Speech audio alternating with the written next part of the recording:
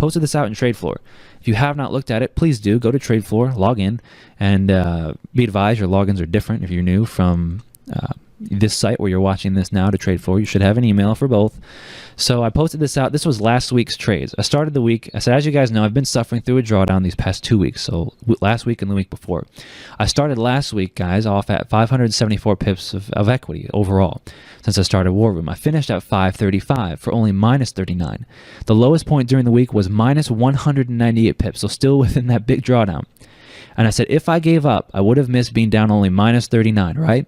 The lowest point was minus 198 pips. I said, this is how you battle a drawdown, by doing the same thing you did before when you were winning. And I talked about that last week too. Trade the plan, guys. Trading the plan got me out of further drawdown and got me only at minus 39 to finish off at 535. Started the week at 574. In terms of pip equity, the blue line is my pip equity over the week.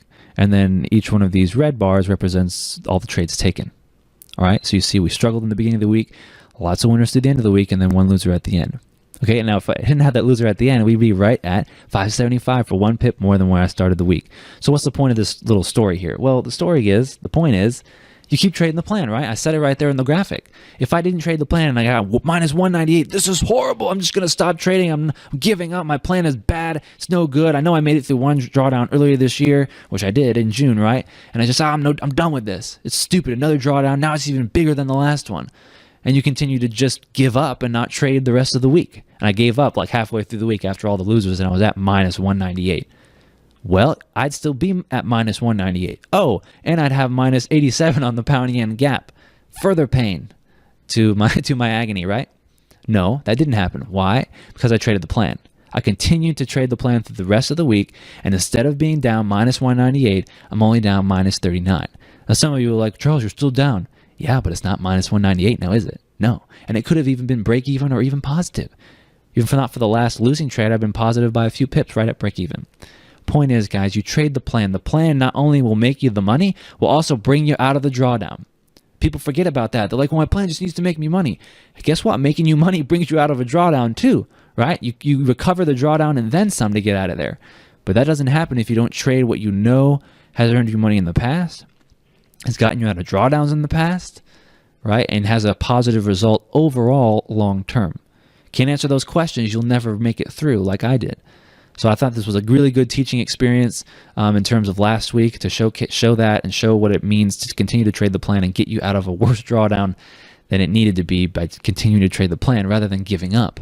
Many of you have given up and then continue to be in that drawdown and then maybe blow your account because you get in another drawdown and you switch your plan and you trade something else because you think this thing's broken.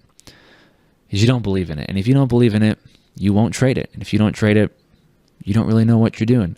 I saw a quote on Twitter, something like, if you have a plan and you make a mistake, it's a mistake or something like that. But if you don't have a plan, everything you do is a mistake because you don't have any plan that makes you money. You don't have any plan that gives you an edge. It's no longer, you don't have an edge, right? It was something like that. So you guys get my point, right? Continue to trade the plan. It's going to get you out of drawdowns and it's going to make you profits as well. But if it's not tested, you can't just make a plan and say, I got a plan. Verify. Is it testable, verifiable, and repeatable? Does it make you money long term? Yes or no? You can't answer those questions. You should not be trading real money until you can answer them. Until you know that in the past your plan has made you money over the long term. If you can answer those questions positively, then you have something to believe in. And you can make it out of those bigger drawdowns, come back to maybe break even or less of a drawdown than it needed to be, and go on the new equity highs. Guys, great to have you here this week. I'll update you in TradeFloor if there's anything new.